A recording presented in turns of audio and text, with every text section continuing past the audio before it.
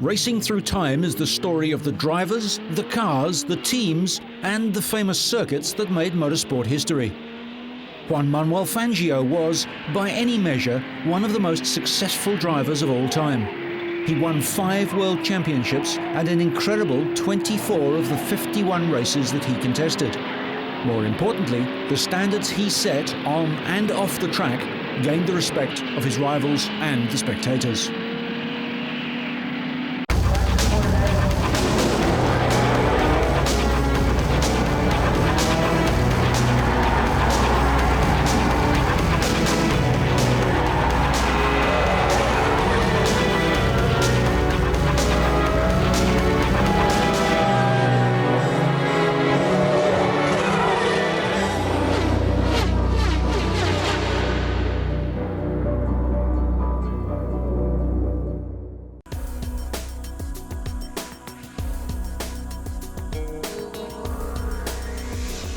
Juan Manuel Fangio so captured the public's attention during his career that he became the sport's biggest and most revered name.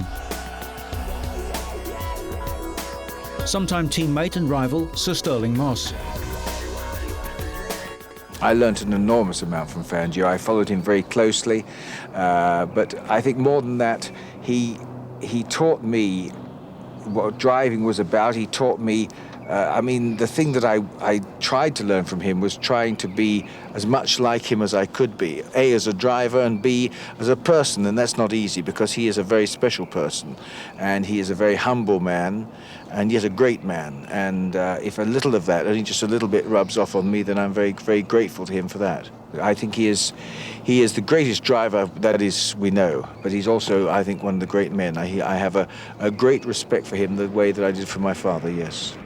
Fangio, a modest Argentinian of humble origin, had a shy and retiring nature on and off the track. Softly spoken, he used his native Spanish and a little French and Italian, but he also understood more English than he liked to let on. He also made himself at home wherever he was, content to avoid unnecessary publicity and controversy, able to make his point on the track by winning races. Out of a racing car, he was a quiet, mild-mannered man, but once in the cockpit, he was a tiger. He gave way to no one and fought hard to stay ahead all of the time. Nonetheless, he drove within the rules in a spirit of fairness that was beyond reproach. In his home country, he was a national hero, welcomed home by huge crowds. He always received a tremendous reaction from the crowds at the race meetings he attended, both during his career and in retirement. 1972 and 74 world champion Emerson Fittipaldi. Well, Fangio was my biggest idol. I admire him since I remember 5 years old. When I first started going to race, my father was a motor race journalist. And my career was very much influenced by Fangio. He gave me a lot of motivation, I tried to follow his style of driving. I mean, he had a very precise styling, very consistent every lap, every corner doing the same. And I remember I was very emotional when I met him the first time. I was about 10 years old. In the mid-1980s, Fangio began to suffer from a heart complaint, and he had a number of operations from which he soon recovered and returned to carry out public appearances, mainly for Mercedes-Benz, and often driving the cars he had used in his prime. In 1991, he was entertained by Mercedes-Benz at Stuttgart to celebrate his 80th birthday. He took the opportunity to drive a W196 again for the last time and meet the young Mercedes driver, Michael Schumacher. What sort of man was Fangio? Was he really the humble, dignified man who didn't indulge in the petulant outbursts of today's top performers? Let's look back at his life and achievements. Juan Manuel Fangio had a strong sense of where he belonged. His grandparents were born in Italy. Both families emigrated to Argentina, where Fangio's father, Don Loreto, had met and married Donna Herminia. They settled down in the small town of Balcarce in the province of Buenos Aires, Don Loreto working as a stonemason. Fangio's family was poor, but the children didn't think that they were missing anything. Fangio was born on the 11th of June 1911 and was educated at Balcarce up to the age of 12, when he had to start work. He became an apprentice working at a workshop in Balcarce and soon became an excellent mechanic. During the daytime, he repaired customers' vehicles. At nighttime, like enthusiasts all over the world, he would prepare his own car for long-distance races, which were staged on the dusty and dangerous Argentinian roads. Marathons like the Grand Prix Internazionale del Norte, the 9,000-kilometre race from Buenos Aires to Lima in Peru and back, crossing the Andes twice. This is where Fangio developed his legendary concentration and stamina.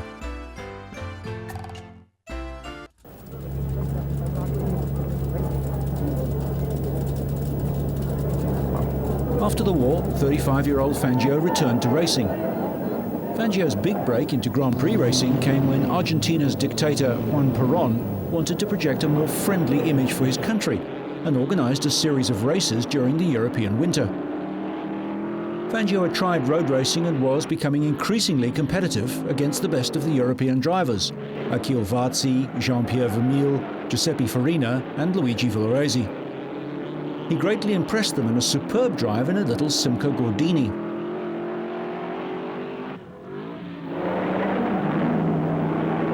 At the suggestion of Varzi and Vermeulen, Fangio and his racing rival Oscar Galvez came to Europe in 1948 on a fact-finding tour and bought a new Maserati 4CLT48. After winning the French Grand Prix, Jean-Pierre Vermeulen took Fangio along to the news conference after the event and introduced the man from Balcarce as the driver they would all be writing about one day.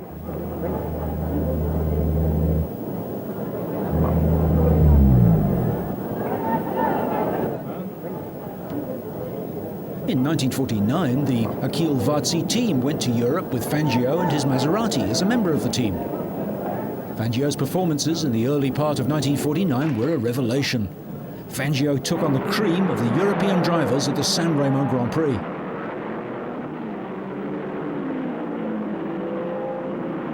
He won the San Remo race, his first victory in Europe, with Prince Bira second.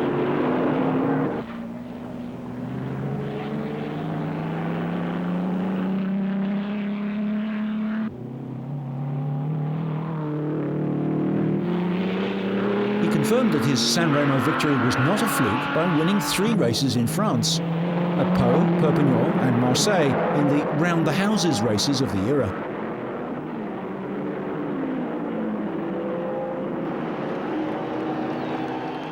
Fangio's Maserati was now in need of a major overhaul, but funds were short and the car finally broke down at the Belgian Grand Prix at Spa.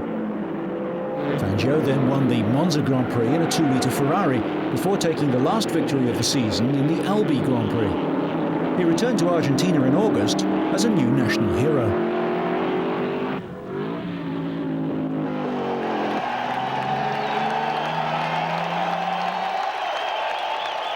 For the 1950 season, the FIA, the governing body of motorsport, announced a World Drivers' Championship.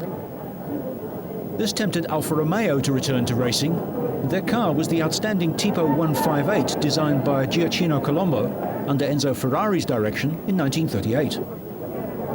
Its powerful straight-eight engine developed 380 brake horsepower in a good handling chassis and had been the car to beat since 1946.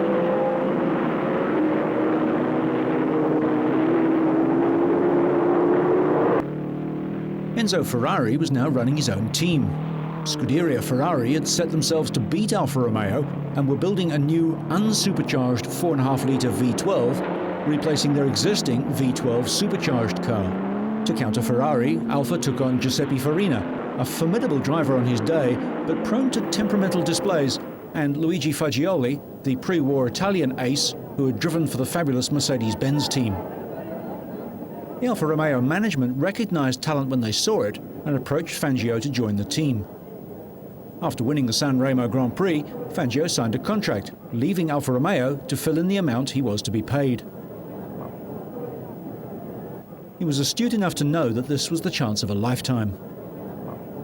The first race in the new World Championship was the British Grand Prix at Silverstone, known this year as the Grand Prix d'Europe. Fangio was fast in practice and was in second place behind Farina for most of the race until his engine failed with just a few laps to go.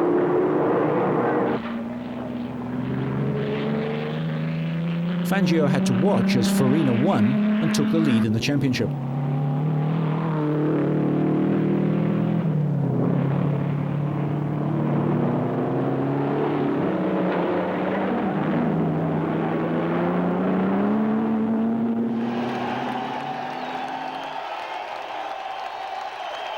The next Grand Prix at Monaco saw Fangio win his first championship race. Farina spun and caused a multiple pile-up.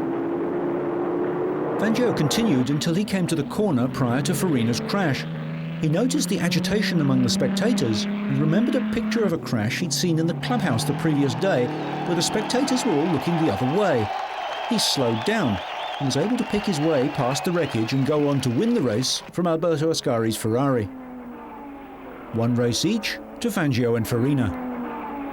Fangio showed his versatility when he came third in the 1,000-mile race round Italy, the Mille Miglia, driving an Alfa Romeo 6C 2500.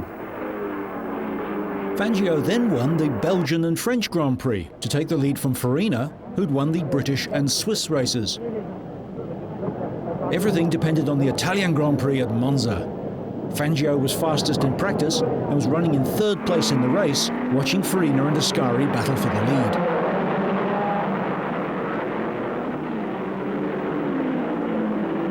Ascari retired after 22 laps, and Fangio was about to make his challenge when a tyre burst, which also caused the radiator to leak, and the car was retired.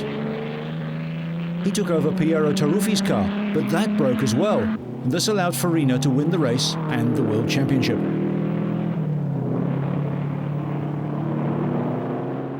Fangio was not disappointed at losing the championship to Farina. He was second, his career was made, and as a member of the Alfa Romeo team, he was in with more than a good chance for the championship in 1951. Fangio never married, but travelled with Bebe Espinosa.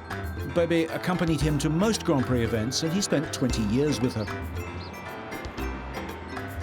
After spending the winter at home, he returned to Europe for the new season. Through 1950, Alfa had a speed advantage over the Ferrari and didn't have to worry about their pit stops. This changed in 1951 and pit stops were now a concern. The car's fuel consumption was down to just 1 litre per kilometre and the car was very heavy. The Ferrari didn't need as many pit stops and was almost as fast.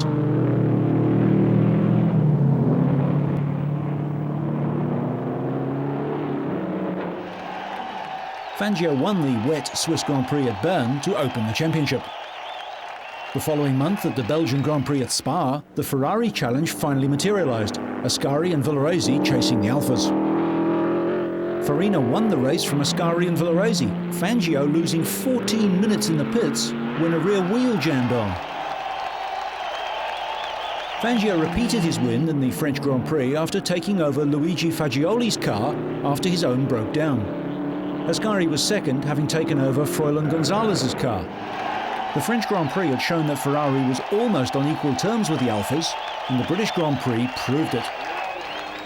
Froilan Gonzalez, Fangio's ebullient countryman, dominated the race in the Ferrari, and the only Alfa to challenge him was Fangio, but he could do no better than second.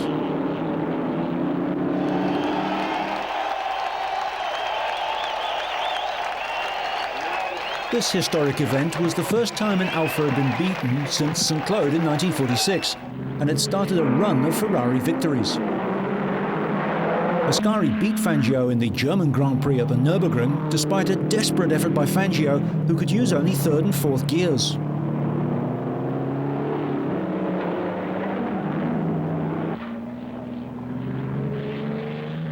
The Italian Grand Prix at Monza was a disaster for the Alfa team.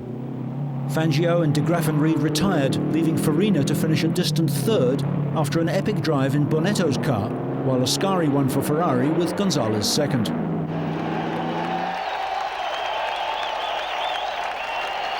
The championship was to be decided at the last round, the Spanish Grand Prix at Barcelona.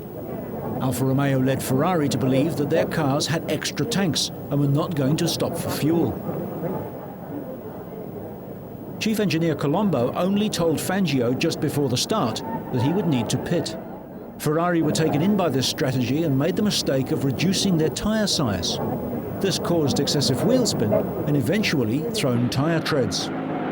Ascari led until Fangio sped up and caught him, and they had a great battle until all the Ferraris were delayed with tyre trouble.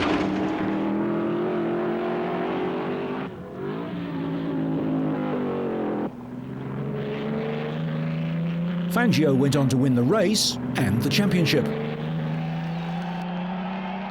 So Juan Manuel Fangio, the former mechanic from Balcarce, was 1951 world champion.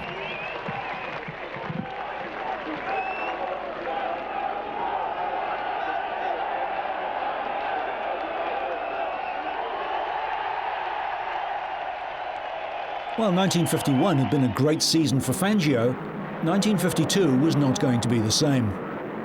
At the end of 1951, Alfa Romeo knew that the effective life of the Tipo 159 was over, and the Ferrari V12 would beat them in 1952, so they withdrew from racing. He would always look back on his time with Alfa Romeo with affection, grateful they had given him the chance to drive their fabulous cars at an age when most drivers were retiring from the sport. He was 38. Fangio signed to drive for Maserati in Formula 2 and Britain's BRM in the remaining events for Formula 1 cars. Fangio was entered in the Ulster Trophy at Dundrod for BRM on Saturday the 7th of June and the Monza Grand Prix on the 8th for Maserati. He arranged with Prince Bira to fly direct from Northern Ireland to Milan in Bira's private plane. Fangio and Stirling Moss both had troubles in their BRMs.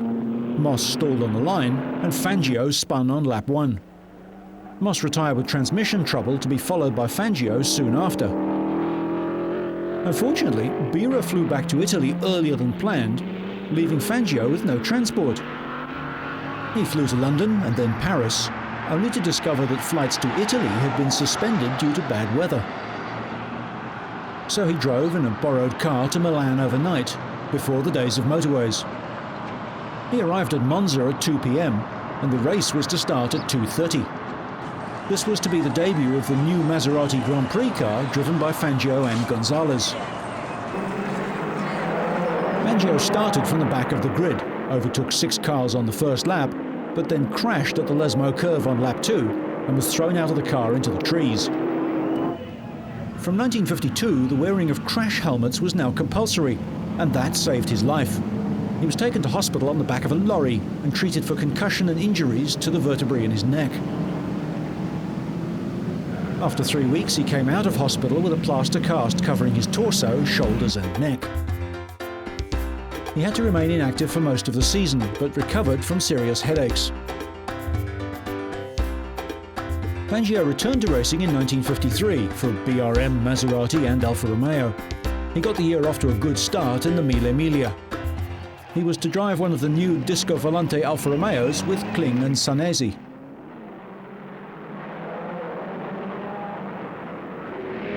Only the Italians could have dreamt up this race. A flat-out run on 1,000 miles of public roads from Brescia to Rome and back to Brescia.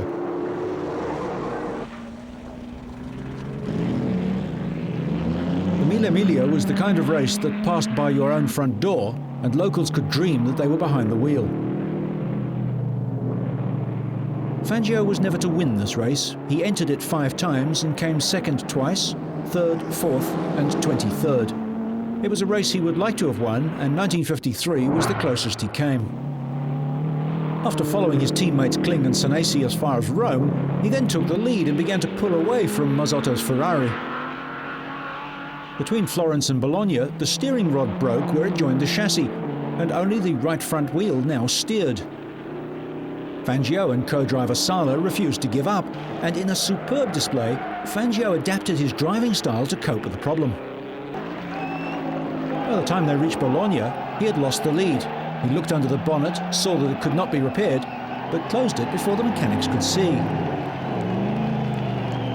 That he finally made it to the finish and was still in second place was a minor miracle, testament to Fangio's ability to carry on whatever the odds.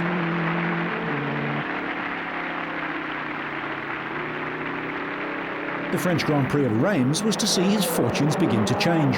Fangio and his teammate Gonzalez took on the Ferrari team of Ascari, Farina, Villoresi and new boy Mike Hawthorne. Gonzalez started on half-full fuel tanks and led until half distance, When he pitted, Fangio came to the front and vied for the lead with Hawthorn. Gonzalez returned to the fray and battled with the Ferraris of Ascari and Farina. This lasted right until the fall of the flag, when Hawthorn out-accelerated Fangio to the line, with Gonzalez third, Ascari fourth, and Farina fifth.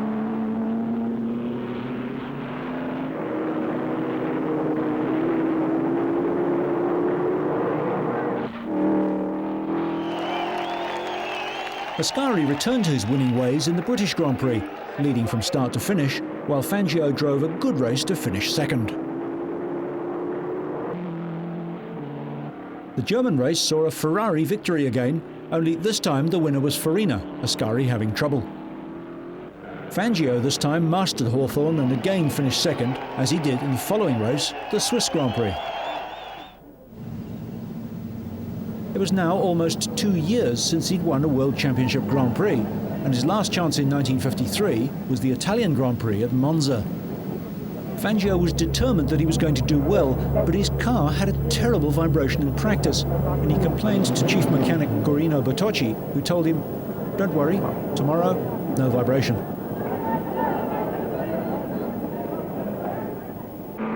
The race was a typical Monza slipstreaming battle, with the lead constantly changing between Ascari and Farina's Ferraris and Fangio and Marimon's Maseratis. On the last lap of the last corner, Ascari made a slight mistake and Farina and Marimon went off as well. This was to Fangio's benefit, and with his uncanny ability to thread his way through danger, came through to win, proving that he was now back to his best. After the race, his teammate Bonetto said that his car had vibrated so much he thought that his teeth had all fallen out and he couldn't understand it. Fangio, however, knew that his car had been changed for Bonetto's, who eventually saw the funny side of it.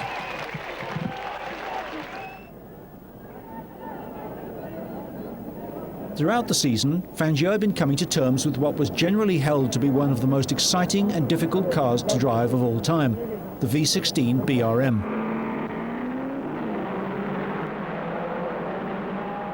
This very low-slung machine, with its complex V16 engine and centrifugal supercharger, was developing close to 600 brake horsepower at 12,000 RPM. By constant gear changing to keep the revs above 7,000 RPM, it could be driven at prodigious speeds.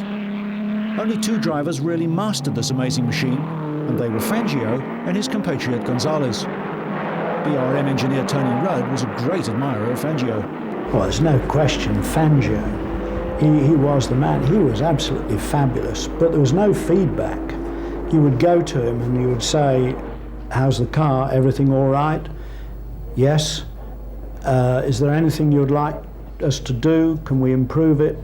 And he'd look at you and say, "Why? Isn't it going fast enough?" You'd say, "Well, yes."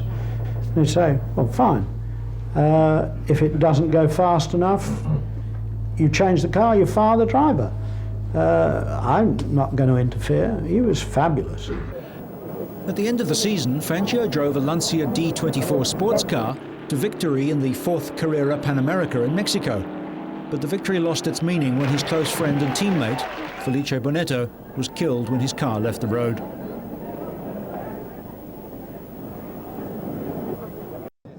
Fangio was looking forward to 1954. He'd already had talks with Mercedes-Benz about their return to Grand Prix racing that year. He was joining the team when the cars were ready. Mercedes gave him two options. He could either not race and continue to be paid, or he could drive for someone else until the new car was ready and forego their payment.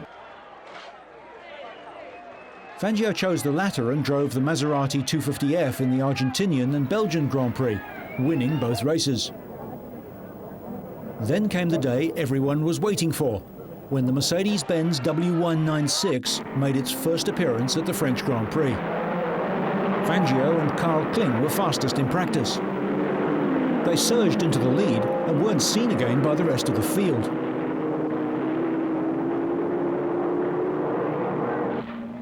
Fangio winning by less than a car's length from Kling. In France, the fully streamlined body had given them a great advantage. However, it caused no end of trouble for the drivers at the British Grand Prix. Fangio had difficulty steering the car on this medium-speed circuit and collided with a number of marker barrels and eventually finished fourth.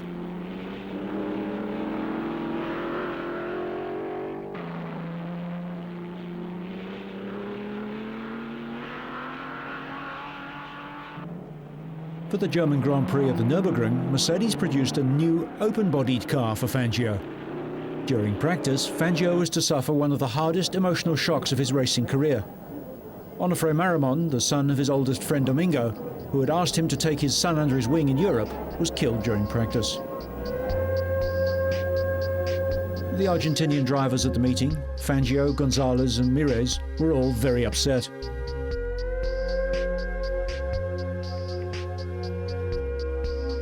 In the race, Gonzalez led for a while until Fangio passed him, eventually being followed by Kling.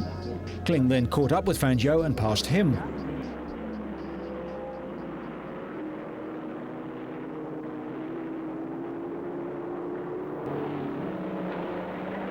Team manager Alfred Neubauer was frantic, as Kling was not supposed to do this.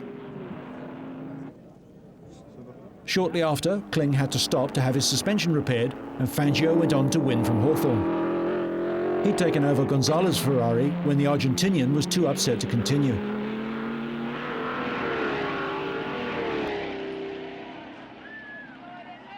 There were no post-race celebrations. All the drivers were mourning for Marimon. Gonzalez out-qualified Fangio for the Swiss Grand Prix at Bern, but was to finish second to Fangio, who dominated the race from start to finish, his fifth victory of the season. Fangio always prided himself that the races he won were by his own efforts and not by default. The 1954 Italian Grand Prix was one of the exceptions, as all the front runners dropped out, leaving Fangio to take the win. One Grand Prix remained in 1954, the Spanish Grand Prix at Barcelona.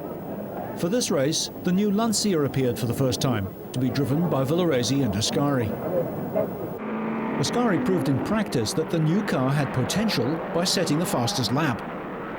Ascari led for 10 laps before the clutch failed and he was out. Mike Hawthorn eventually took the lead for Ferrari, followed by teammate Gonzalez. Fangio suffered from engine problems due to the radiator duct being partially blocked by litter. This caused the engine to overheat, and when Fangio eventually finished third, he was covered in oil and asbestos brake dust. The 1954 season had been a great success for Fangio. He had laid to rest his poor seasons of 52 and 53 and shown the world what he could do, winning important World Championship races in Maseratis and Mercedes. In a ceremony at the Mercedes-Benz headquarters, the Daimler-Benz management presented Fangio with an award to commemorate his triumph in the 1954 World Championship.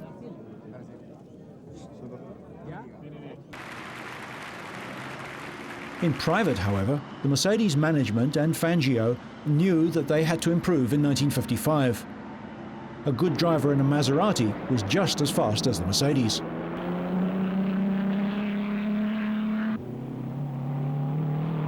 Mercedes took steps to remedy this over the winter, an intensive development program. When asked who were his main rivals, Fangio always replied, Ascari and Moss.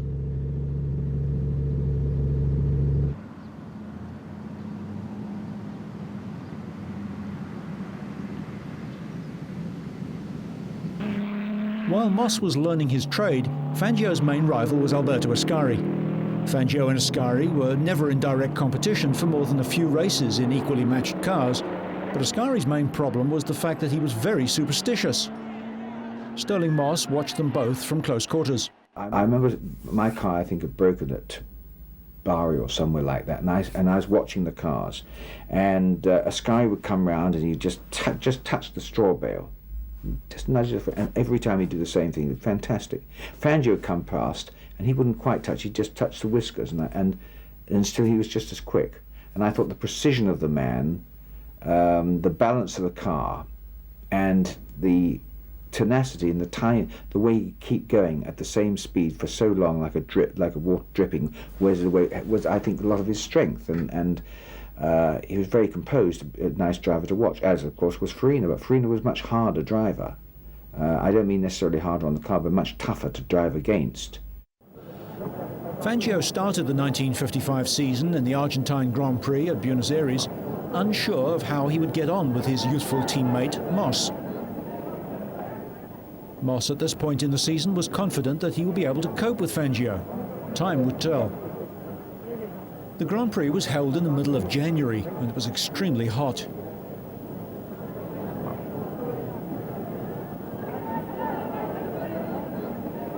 Fangio burnt his right leg just by brushing it against part of the chassis as he cornered. The oven-like temperatures were just too much for his rivals, who had to share cars. Ascari spun off and Gonzalez had to stop and change drivers. Fangio won the race through sheer persistence, staying in the car although worn out, his leg hurting and having to resort to thinking about lying in the snow to maintain his concentration. It would have been easier to stop, but his incredible will to win showed, and he claimed one of his most impressive victories. When the race was over, they had to lift him out of the car. He suffered heart strain in this race, and it took him 3 months to fully recover. The Monaco Grand Prix was to be a great disappointment for Fangio, retiring when the transmission broke. 4 days later, Alberto Ascari was dead, killed at Monza. Ascari's death stunned Italy, and Fangio lost a good friend and a rival. Fangio won the Eifelrennen in the 300 SLR and went to the Belgian Grand Prix as favourite. It was here that Fangio and Moss agreed to put the team first and not to race each other. Fangio took the lead halfway around lap 1 and held it to the finish, followed very closely by Moss. Stirling learnt by following the master and became a better driver for it.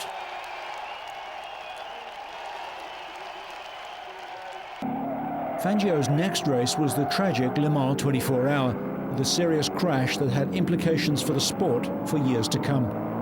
Mercedes withdrew during the night. As a result, races in Spain, France, Germany and Switzerland were cancelled. Motor racing was saved by the courageous decision of the Dutch to run their Grand Prix just a week after the disaster. Strict rules were enforced about pit stops, and there was no problem in the race. The winner, Fangio, with Moss a few metres behind. Fangio and I go, I suppose, a couple of metres apart. And Neubauer, I remember once coming up to me and saying, you know, if you follow Fangio, I don't like it, you want to be further away. I said, well, no, it's much easier to follow him close, you can see what he's doing.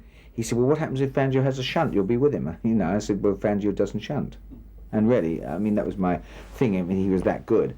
But having said that, at Zandvoort, of course, where there was a lot of sand in those days, following Fangio that closely, I think it would have happened even if I'd been 5 yards back. But my engine was completely destroyed. There's so much sand had gone in that all the tolerances and everything were worn out. The British Grand Prix in 1955 remains a part of racing folklore. The event took place at Aintree and was always going to be between Fangio and Moss. No one else was near them. Moss led at the start until Fangio took a turn at the front. Moss then retook the lead, which he kept to the flag to win by half a car's length.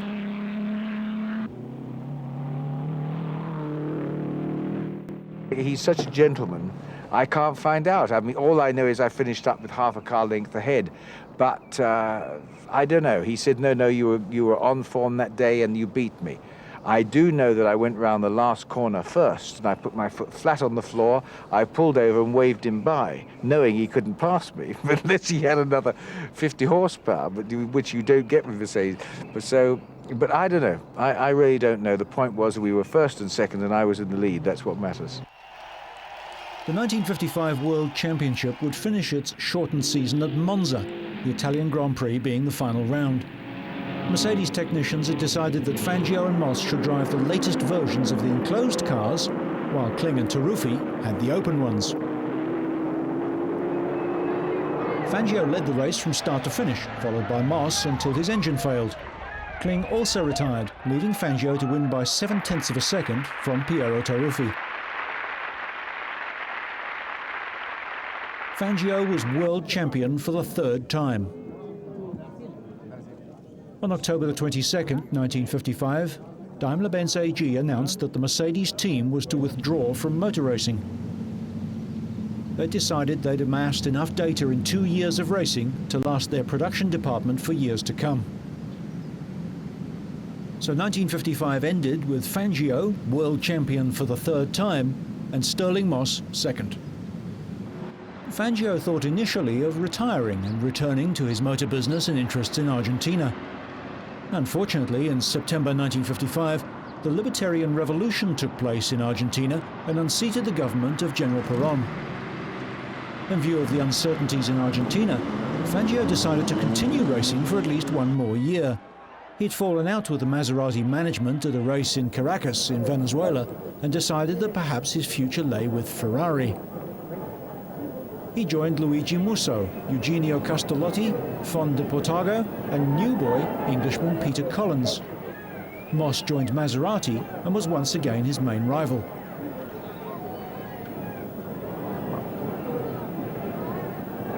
In the first event of the year, the Argentinian Grand Prix, Fangio retired his car after 21 laps and he took over Musso's car. On his fourth lap, he spun off and had to start off all over again. He drove a determined race and caught up with the leaders. On lap 80, he passed Moss, whose engine was overheating, and went on to win. The Monaco Grand Prix was a troubled race for Fangio, although he did set fastest lap in practice. Moss led from the start, followed by Fangio. Then Fangio spun at Saint-Devote and damaged his rear suspension. He'd been clouting walls all round the circuit. He restarted and began to catch the leaders again.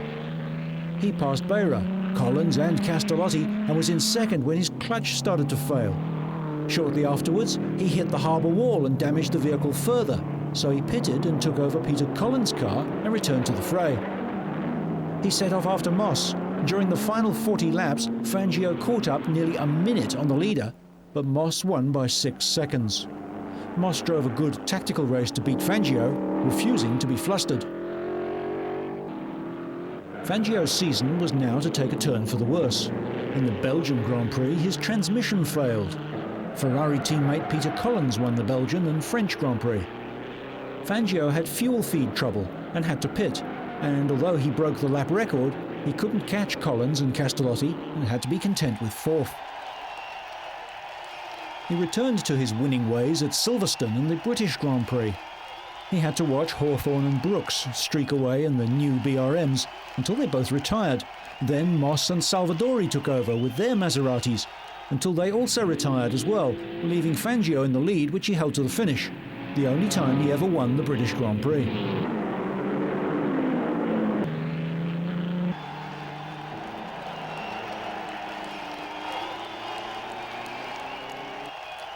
Fangio dominated the German Grand Prix at the Nürburgring, showing all of his young rivals the way home. He led from the start, chased by Moss, Collins and Castellotti. He steadily pulled away as Collins and then Castellotti had to retire. Moss was having transmission problems and was not able to mount a serious challenge, leaving Fangio a comfortable victor.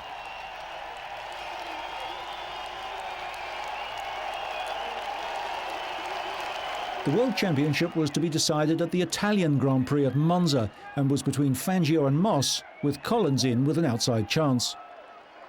By this stage in the season, Fangio had argued with the Ferrari team and demanded that they allocate a mechanic purely for his car. The Italian Grand Prix was again run over the combined road and banked track, which was to prove very hard on the Lancia Ferraris, causing constant tyre and steering problems. Musso and Castellotti had their own private race for a few laps until their tyres failed and they had to pit, leaving Fangio to battle with Moss and Harry Schell's Van Wall with Collins in fourth place. Now it was Fangio's turn to have trouble when a steering arm broke. Fangio spent 19 laps in the pits, while Luigi Musso ignored pit signals to come in and hand his car over. He refused to do so even when he did come in for his own pit stop. Shortly after, Peter Collins came in to change a tyre, saw Fangio standing there, and without being asked, handed his car over to the Argentinian. Fangio was overjoyed at the English driver's generosity and resumed the race, finally to take second place to Moss. These points helped him take his 4th World Championship. Collins' generosity was never forgotten by Fangio, who remained friendly with him. It would be true to say that Fangio was not happy at Ferrari. Like many drivers, he didn't like the politics of the team and the attitude that the cars were more important than the driver. He thought the younger drivers should learn from him, as Moss did in 1955.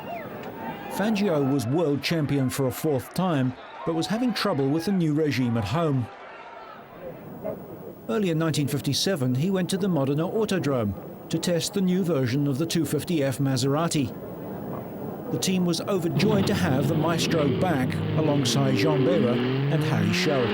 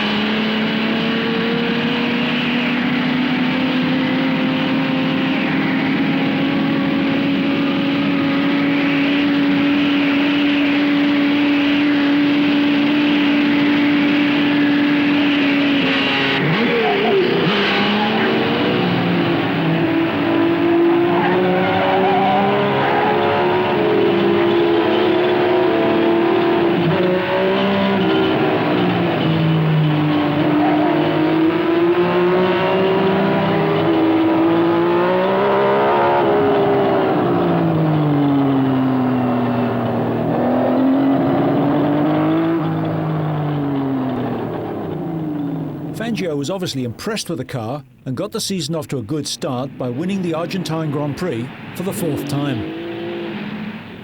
He went to the Monaco Grand Prix and drove the new V12 Maserati in practice as well as his normal car. He was quick in the new car, but it was not easy to drive.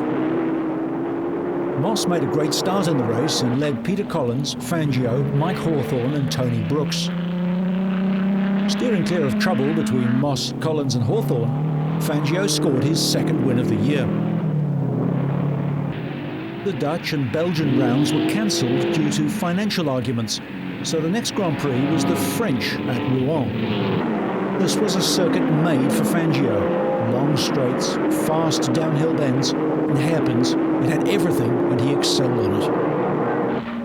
Luigi Musso in a Ferrari led away, but Fangio soon passed him and began to pull away, giving a demonstration of Grand Prix driving at its best, drifting the 250F through the downhill bends in a famous display.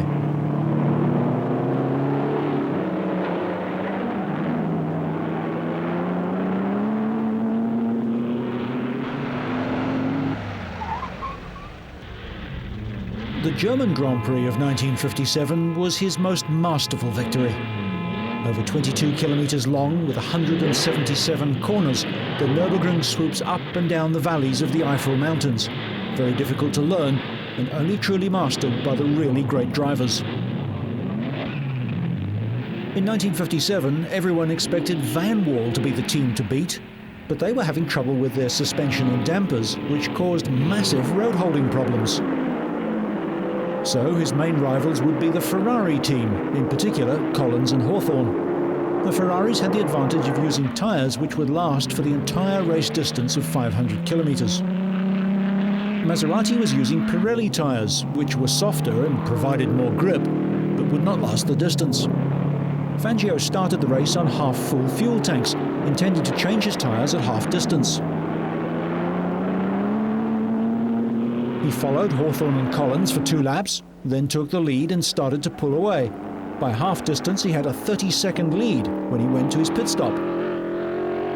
Fangio got out of the car while the mechanics changed the tyres and refueled. They were making a terrible mess of the job, letting the 2 Ferraris past, and Fangio left the pits 50 seconds behind. He had to bed in the new tyres, but then he really started to motor, going faster and faster, taking the bends in a higher gear than he normally would, and was setting lap record after lap record. On lap 20, he set a time of 9 minutes, 17.4 seconds, 25 seconds faster than the previous best. On lap 21, he caught up with the Ferraris and passed Collins, who was slowed when a stone smashed his goggles.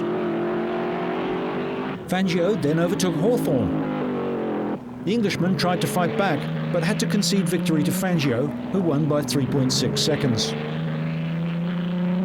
The celebrations were tremendous when Fangio returned to the pits. Collins and Hawthorn were generous in their congratulations. Fangio had won the championship again for the 5th time, a record. He returned to Argentina, deep down knowing that 1958, one way or the other, would be his last season. On the 6th of July 1958, Juan Manuel Fangio was competing in what was to be his last race, the French Grand Prix at Reims. Mike Hawthorn came to lap Fangio on the finishing straight, but in a gesture of respect, he held back.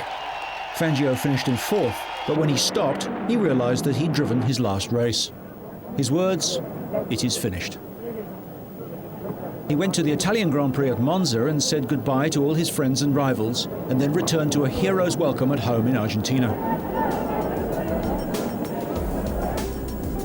When he finished the French Grand Prix in 1958 and officially retired, he had a record to be proud of. He entered 51 Grand Prix and won 24 of them, was second in 11, third in 1, fourth in 2, and retired in 10, and was unclassified in 5. He nearly averaged a win every second race. No one has come near to that record, not even Michael Schumacher. He remained in touch with the modern motor racing scene and was always a keen member of the Anciens Pilotes Association, of which he was a founder member. Fangio was also well informed on the state of Formula One and was a shrewd judge of current drivers. He was always interested in the technical progress of the sport, appropriate for a man who started out in life as a mechanic. On July the 17th, 1995, after a lengthy illness, Juan Manuel Fangio died. Stirling Moss, his great friend and rival, was naturally upset. He could really make this thing go, and I can see why. I mean, having driven it today, it made me feel absolutely terrific. It really is a lovely car, and as we were talking about Fangio, he was a fantastic person. I mean, there are some of us here who were lucky enough to have met him, but he's a man who had great presence wherever he was. He never said anything bad about people. He didn't become the person he was by slating others or saying how good he was or anything. He was a very, very humble person, and yet achieved greatness, and that is quite remarkable when you think about it. When I was driving with him in the same team, he was fantastic for me. He allowed me to follow as closely as I wanted to. He never ever did I see him or hear of him ever doing anything that wasn't absolutely the way it should be. I've never heard a driver say, that was a bit dodgy, you know, he really took my bit of road. Never. That never happened. Having said that, he was jolly difficult to try and beat, certainly. I mean, he's not the sort of man that's going to sort of say, after you, Claude. But he was always very ethical, and to race against him was a pleasure, as much of a pleasure. To be beaten by him was a bigger pleasure than being beaten by anybody else, I can tell you that.